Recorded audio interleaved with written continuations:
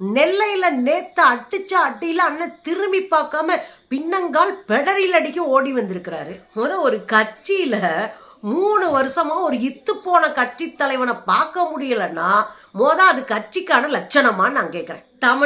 தமிழர் நலன் தலைவர் மேதகு அப்படின்னு இருந்த ஒரு அமைப்பை குச்சமே இல்லாம போய் ரஜினிகாந்த் கிட்ட கைய கட்டி நிக்கிறாரே, இந்த ஆளெல்லாம் ஒரு தலைவனான்னு கேக்குறாங்க. சங்கினா செருப்பு கழட்டி காட்டிட்டு இருந்த சீமான் சங்கினா தோழன் சொல்றாரே, இதுக்கு மேல இந்த கட்சியில இருக்க முடியுமான்னு கேக்குறான்.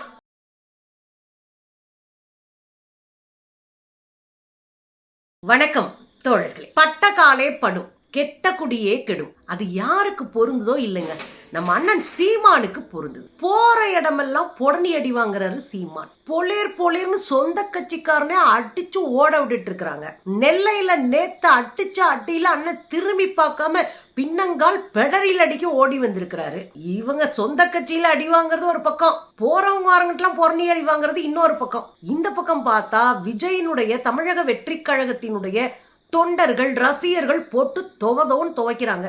இன்னொரு பக்கம் போனீங்கன்னா ஈழ விடுதலைக்கு ஆதரவாளர்கள், சீமானுடைய பச்சை துரோகத்தை தெரிந்தவர்கள், அவங்க ஒரு பக்கம் வீடியோ ஆடியோன்னு வெளியிட்டு துவைச்சுக்கிட்டு இருக்கிறாங்க. இன்னொரு பக்கம் அது பத்தாதுன்னு லோக்கல்ல இருக்கிற பாஜக ஒரு பக்கம் பொடனில போடுது. இப்படி போற இடம் எல்லாம் பொடனி அடி வாங்கிட்டு இருக்காரு அண்ணன். பாவத்துல அண்ணனுக்கு இந்த கெதிய பாருங்க, எப்படி இருந்த மனுஷன் எப்படி ஆயிட்டாரு. என்னக்கா எப்படிக்கா இருந்தாருன்னு கேட்காதீங்க. இப்போவுமே அடி வாங்கிட்டு இருப்பாரு, இப்ப அடி கூடுதலா வாங்குறாரே அப்படின்றதுக்காக சொல்றேன்.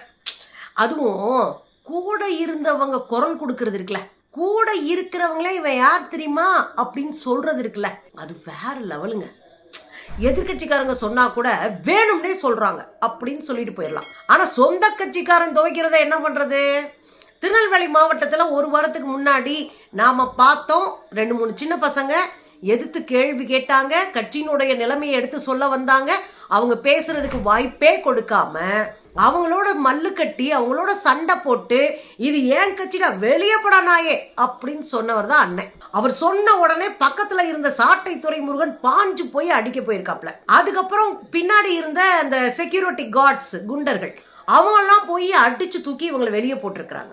இப்படியாக சொந்த கட்சியில கேள்வி கேட்பவர்களை, குரல் எழுப்புபவர்களை, பிரச்சனையை பேச முயற்சிப்பவர்களை அடித்து வெளியேற்றி ஏன் கட்சிடா அப்படின்னு சொல்றது அண்ணன் வழக்கமா இருக்கு. அதனால தமிழ்நாடு முழுவதும் இன்றைக்கு தலைப்பு செய்தியாவே அதான் இருக்கு, டெய்லி செய்தியாவும் அதான் இருக்கு.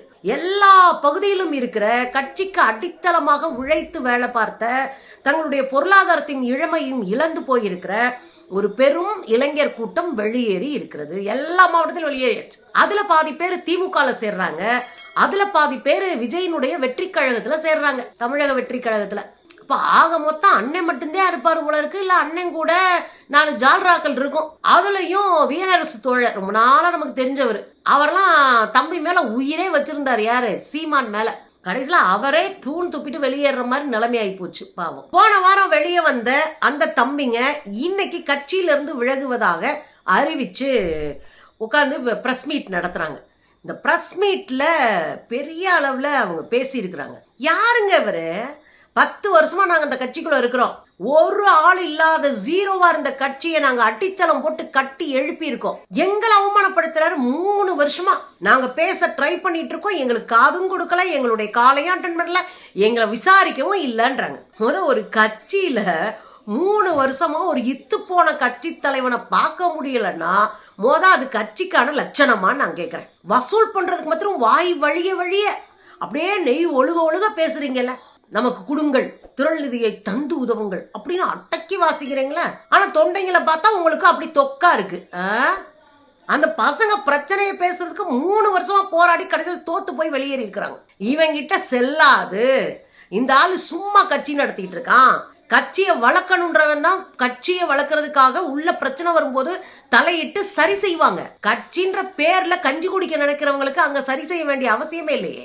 எதை பேச முயற்சி பண்ணாலும் ஏய் இது ஏன் கட்சிடா, வெளியப்படம் நாயே, எனக்காத்தாண்ட ஓட்டு போடுறாங்க அப்படின்னே சொல்லுவாராம். எப்படி ஒரு நினப்புன்னு பாருங்க. கழுத நினைச்சதான் கந்தலும் கதக்கலும் நமக்குன்னு. யாரோ சீமானுடைய மூஞ்சியை பார்த்தே குத்துறாங்கன்னு நினப்பு வேற. களத்துல பணியை செய்யாம களத்துல ஆட்கள் இல்லாம சீமான் என்ன அறுத்து தள்ளிடுவாரு? எந்த ஆட்களை வச்சு ஓட்டு பொறுக்குவாரு?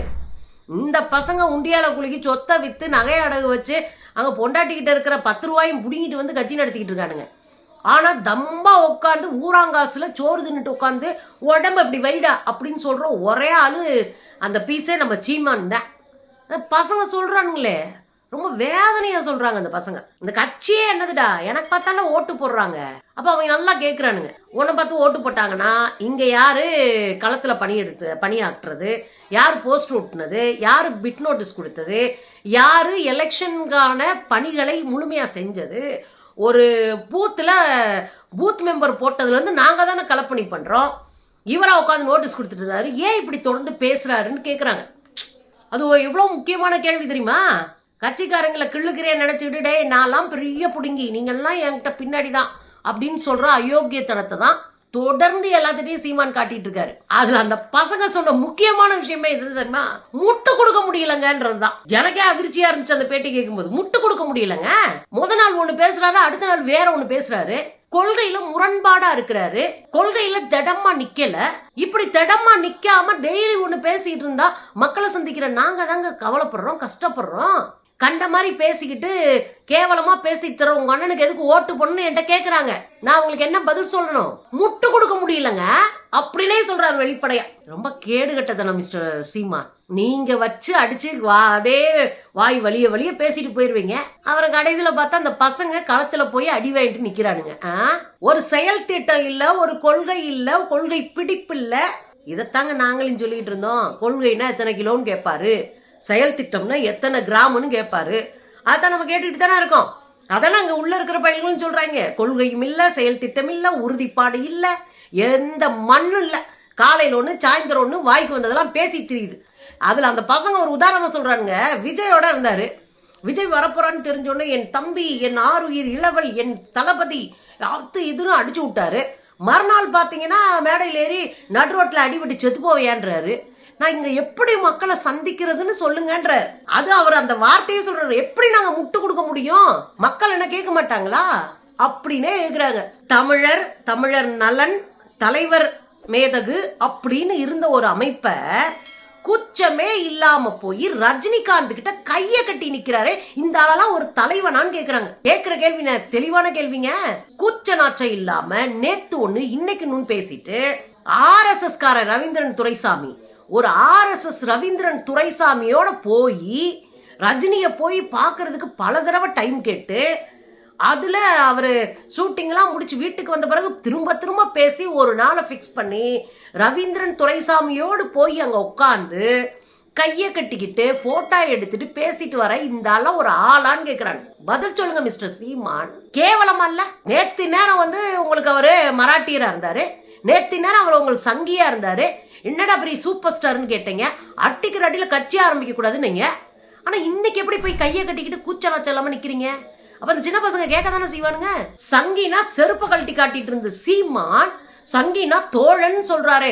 இதுக்கு மேல இந்த கட்சியில இருக்க முடியுமான்னு கேக்குறான். எவ்வளவு முக்கியமான இடத்த பிடிக்கிறான்னு பாருங்க அந்த பையன். அந்த வெளியே வந்த பசங்க பூரா அதான் கேக்குறானுங்க. சங்கினா செருப்பு கழட்டி காட்டின சீமான சங்கினா தோழன் சொல்றாரு. இதை விட ஒரு கேடு கட்டத்தனம் இருக்குமான்னு கேக்குறான். சொல்லுங்க. கேவலம் அல்ல?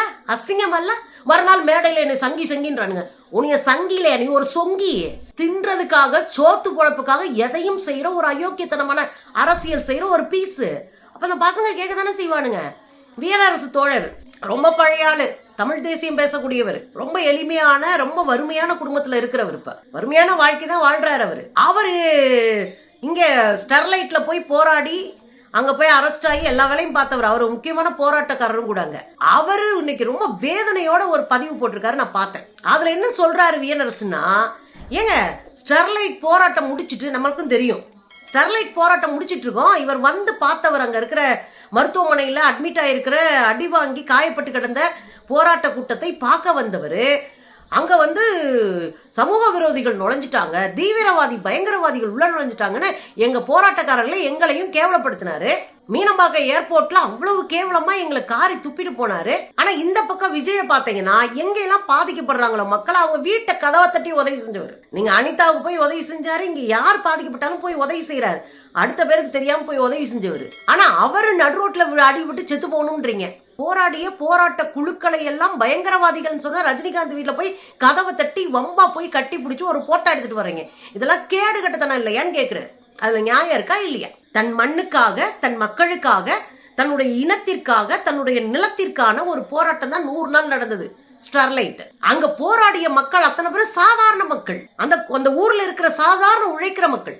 அந்த மக்கள் குடும்பத்தை வந்து இங்க 100 நாள் உட்கார்ந்து போராடினவங்கள காக்கா குருவிகளை போல சுட்டு குளிச்சு எடப்பாடி அரசு கூச்ச நாச்சம் இல்லாம அவருக்கு பக்கத்துல நின்று போலீஸ்க்கு வலு கொடுக்குற மாதிரி பயங்கரவாதிகள் ஊடுருவிட்டாங்கன்னு கூச்ச நாச்சம் இல்லாம சொல்லிட்டு போனவர்தான் ரஜினி. இன்னைக்கு கூச்சமே இல்லாம போராட்டக்காரர்களை இழிவுபடுத்திய ரஜினியை கொண்டாடுற, உதவி பண்ண விஜயை வந்து அசிங்கப்படுத்துறேன்னு அவர் கேட்கிறாரு.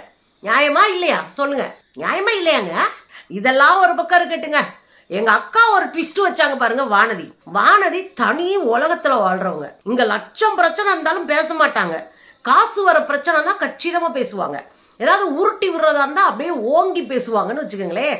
அப்படி நேத்து ஒண்ணு பேசியிருக்காங்க. பத்திரிகாரன் கேட்குறாங்க, என்னங்க அரசியல்ல நான் தான் சூப்பர் ஸ்டார்னு சொல்றாரு அப்படின்னோடனே, அதெல்லாம் அவங்களே சொல்லிட்டு இருக்க கூடாது, மக்கள் சொல்லணும்னு சொல்லிட்டு அரசியல்ல சூப்பர் ஸ்டார் இங்க மோடிங்க அப்படின்றாங்க. எனக்கு நெஞ்சே வலிச்சு போச்சு. ஏற்கனவே நமக்கு தெரியுங்க. அதாவது நம்ம அண்ணா சீமான் சொன்னாரு, ரஜினி திரை உலகத்துல சூப்பர் ஸ்டார்னா நான் அரசியல சூப்பர் ஸ்டார்னு சொன்னாரு இல்லையா அண்ணன் சீமான். ரஜினி திரை உலகத்துக்குள்ள நடிச்சு காசு சம்பாரிச்சிட்டு இருக்காரு, அண்ணன் அரசியலுக்குள்ள நடிச்சு காசு சம்பாரிச்சிட்டு இருக்காரு. இதுக்கு போட்டியா இன்னொரு கூட்டம் வந்துருச்சு பாருங்க. அங்கதான் நம்ம மோடி இருக்காரு. வானதியக்கா சொல்றாங்க அரசியல்ல சூப்பர் ஸ்டார்னாலே அது மோடி தான். கரெக்டா தாங்க சொல்றீங்க. ஏன்னா அவர் போல நடிக்க முடியாதுங்கக்கா, அவர் போல அடிச்சு இழுக்கவும் முடியாதுங்கக்கா, சுரண்டி தின்னவும் முடியாதுங்கக்கா, பங்கு போட்டு தோழைங்களுக்கு கொடுக்கவும் முடியாதுக்கா. தோழைங்கன்னா அவருடைய நண்பங்கன்னு அர்த்தம். அவருடைய நண்பங்களுக்கு கொடுக்க முடியாதுக்கா. அவரை போல உள்ளூருக்குள்ள சொரட்ட வேற யாருமே கிடையாதுங்கக்கா. கரெக்டா தாங்க சொல்லியிருக்கீங்க. அப்ப அரசியல் சூப்பர் ஸ்டார்னா உண்மையிலேயே அது நம்ம மோடி தான்க்கா. அவரை போல இப்படி மோசமான கேடுகட்ட அரசியலை பண்றதுக்கு ஆள் இல்ல. அதெல்லாம் சூப்பர் ஸ்டார். போற இடமெல்லாம் போய் இந்தியாவுக்கு பெருமை சேர்த்தாராம். நீங்க வேற புளிச்சுன்னு அமெரிக்காவே துப்பிக்கிட்டு இருக்கு. மோடியுடைய நண்பனா அதானி கைது வாரண்ட் பிறப்பிச்சிருக்கிறாங்க. இந்தியா என்னடா நாடாடான்னு கேட்டுட்டு இருக்கிறாங்க. அப்படியான இக்கட்டான சூழ்நிலைக்கு இழுத்துட்டு போய் விட்டவரே நம்ம மோடிஜி தான். அவரை பெருமையா பேசுறதுக்கு ஒன்றும் இல்லை, அவர் சூப்பர் ஸ்டார் தான், அரசியல்ல சூப்பர் ஸ்டார் தான். ஏன்னா அரசியல்ல நடிச்சு தின்னுட்டு இருக்கிறவங்க எல்லாரும் அரசியல் சூப்பர் ஸ்டார் தான். கரெக்டு தானேங்க?